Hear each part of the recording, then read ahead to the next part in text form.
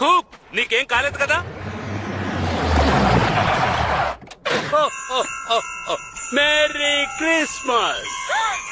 Santa కానే కాదు, నేను మీ తాతయ్యని.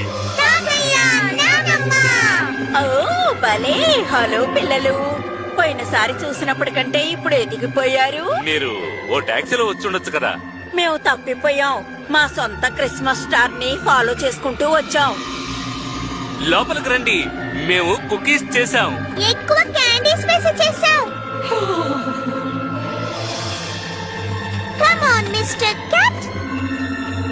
వస్తున్నావా కూప్? ఒక్క నిమిషం, నేను ఇంకో ప్రెజెంట్ కి ర్యాపర్ అంటించాలి.